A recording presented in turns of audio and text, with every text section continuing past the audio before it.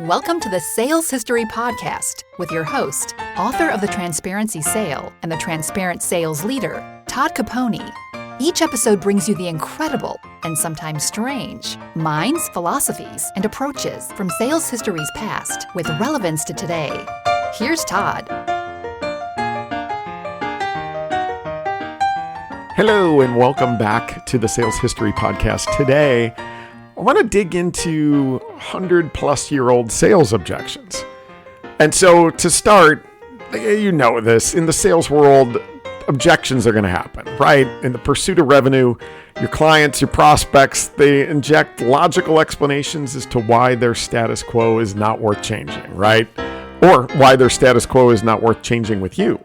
Now, sometimes those objections are real and valid. Sometimes they're just knee-jerk embellishments to simply get the individual back to whatever was consuming their mind at that given moment, right? But here's the thing.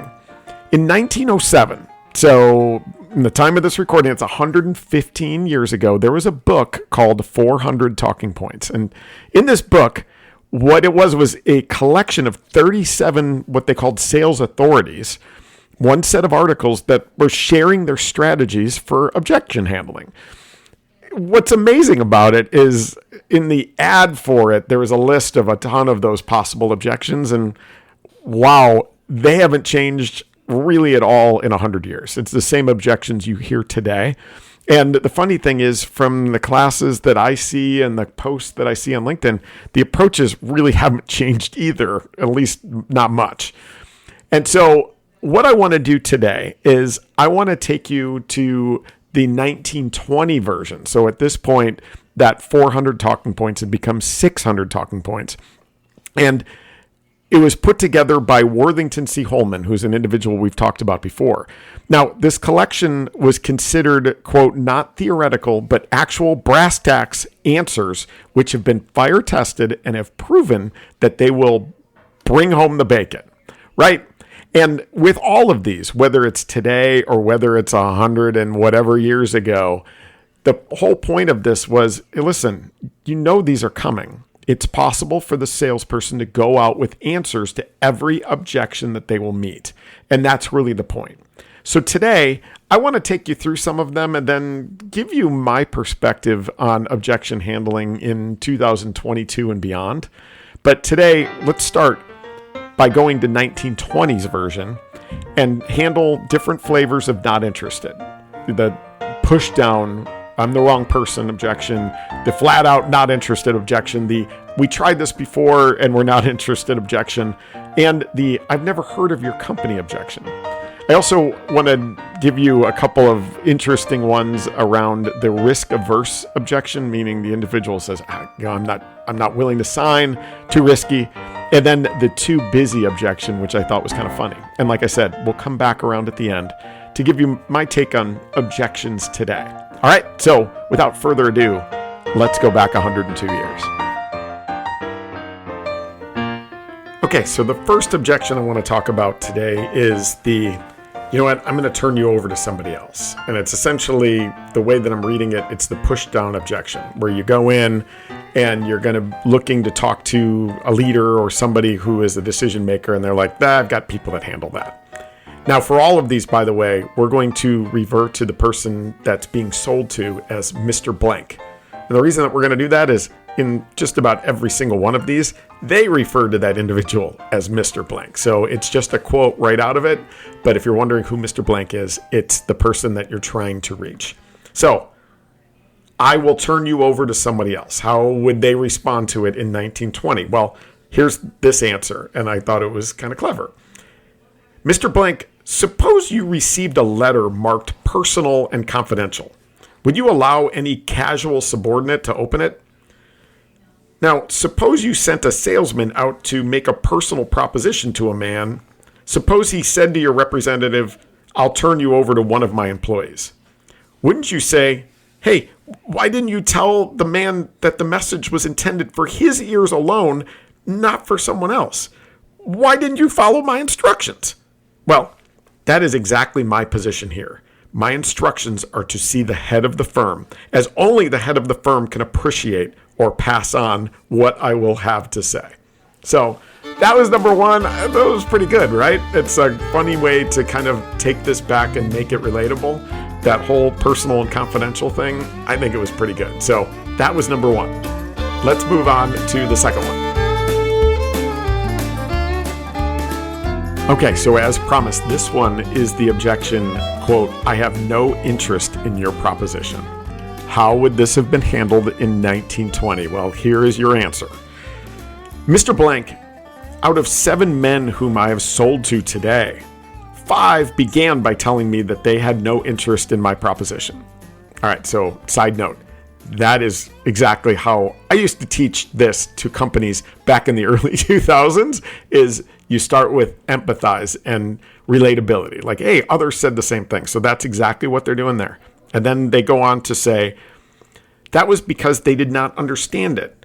But when they gave me the opportunity to explain to them just what my proposition was, they found that it did have points of interest which they had not expected.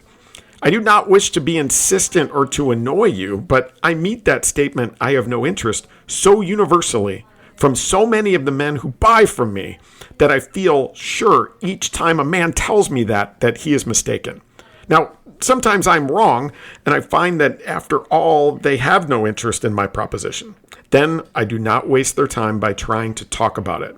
But in justice to yourself, I think you ought to let me have 3 minutes to explain what my proposition is.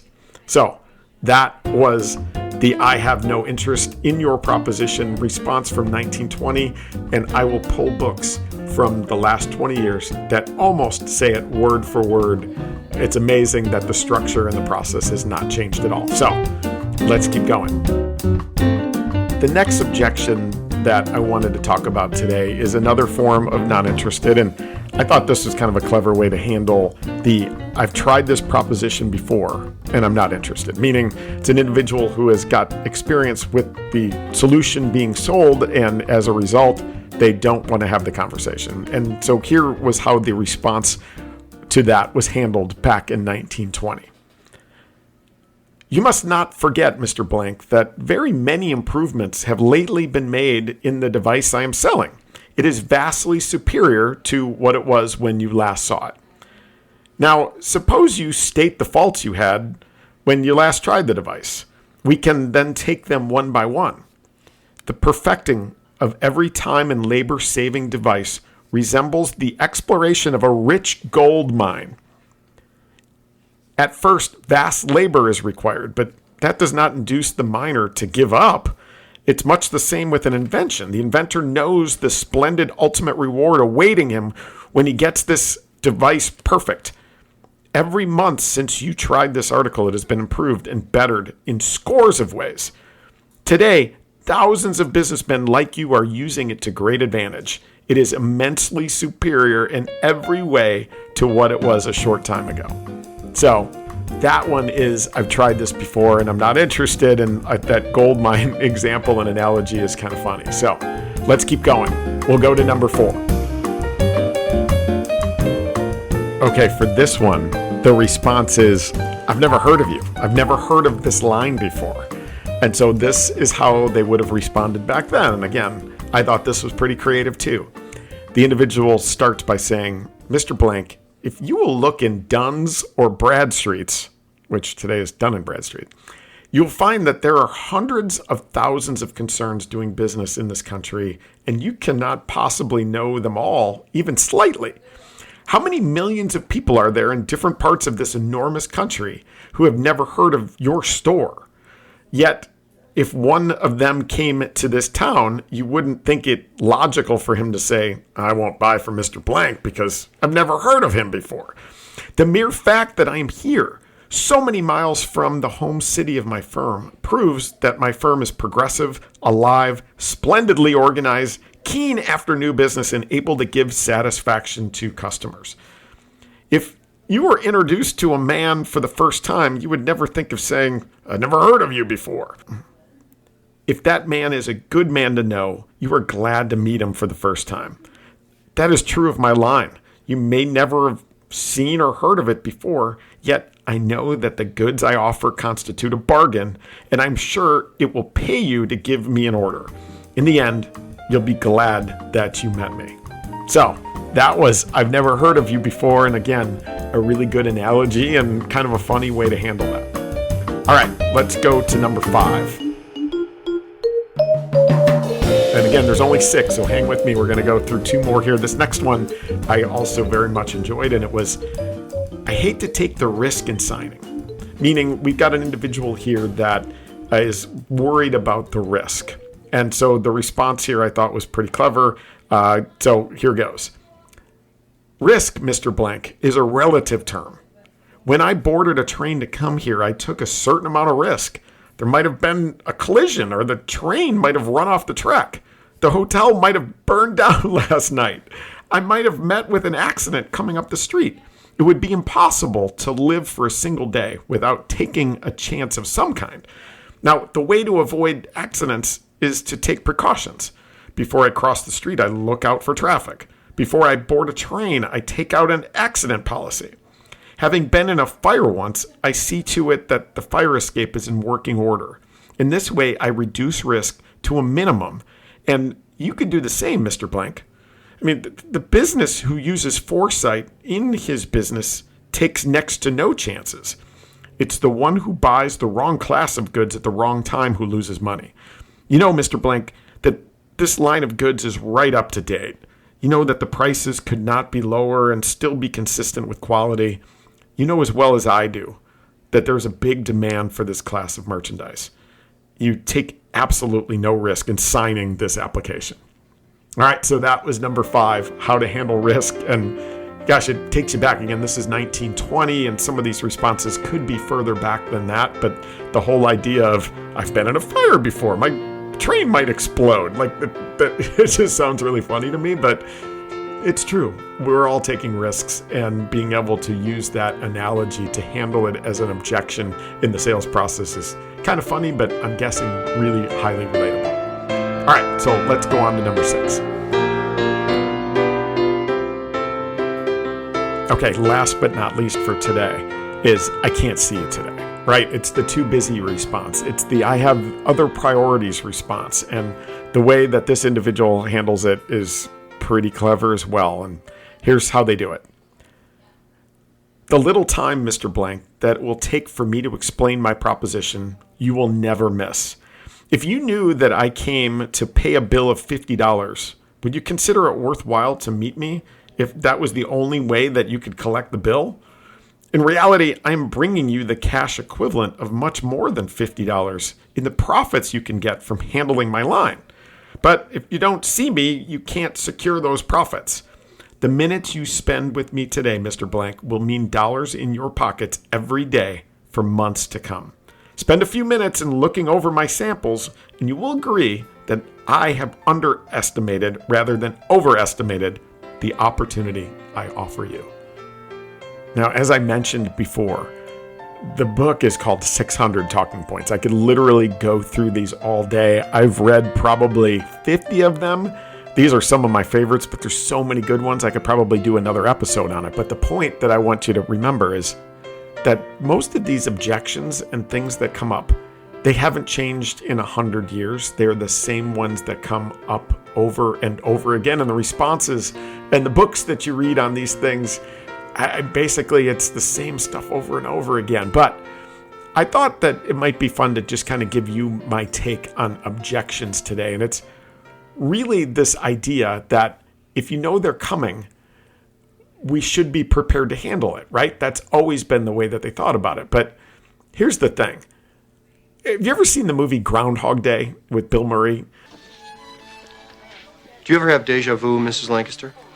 I don't think so, but I could check with the kitchen. No, that's okay. Thank you.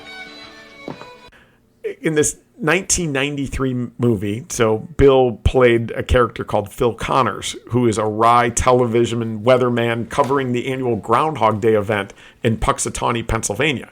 Now, he becomes trapped in the day, and he's forced to relive this February 2nd over and over again. Now, in the end, Bill Murray, or Phil Connors, whatever you want to call him, figures out what obstacles keep coming up repeatedly and then spends each repeating day preparing to handle each, in many cases before they even come up.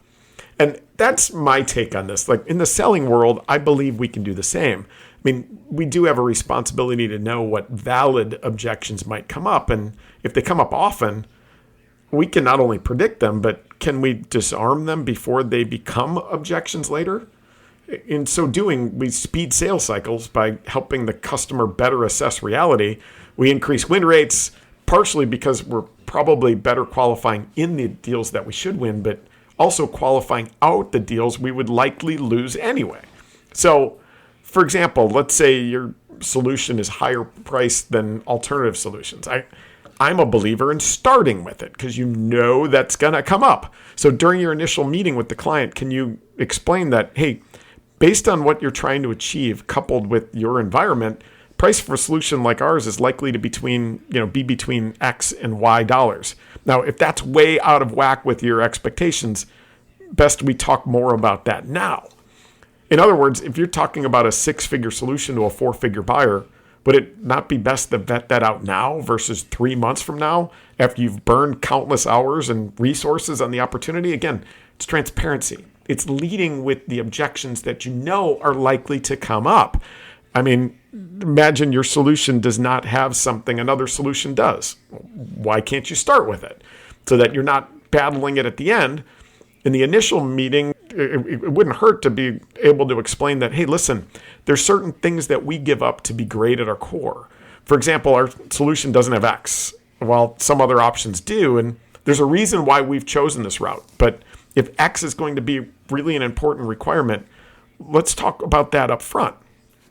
I'm just a firm believer in controlling the message, because if X is in fact going to be important, wouldn't you rather they find out from you versus the competitor? Wouldn't you rather they find out now or after you've burned countless hours and resources on the opportunity? Objection handling, right? If these things are coming up over and over again, we have a responsibility to know, to be prepared for it. But I believe because of the proliferation of reviews and feedback and our understanding of how the buying brain engages, transparency wins. Transparency sales. Embracing what you give up to be great at your core and leading with it actually brings in customers, brings them in pre-qualified. And like I said, you'll find that decision cycles happen much more rapidly. Your win rate goes up. You've qualified in opportunities better. You qualify out the ones you're going to lose anyway, and you make it really difficult on your competitors to message against you. So with that, that is today's episode. Objection handling circa 1907 to 1920. And as you were listening to it, it probably didn't feel that old, did it? So thank you, as always, for listening. I so appreciate it. I appreciate the reviews and the feedback that I've been getting on this. Please share this with friends, with individuals that also you think would get value in doing it. I only do this as a hobby. I do this for fun. And as always, if you've got ideas or things you want me to dig into, it's my nerdery. It's when cool people are doing cool things on the weekends, I'm digging into this kind of stuff and really enjoy the whole process. So thanks again for giving your time and listening.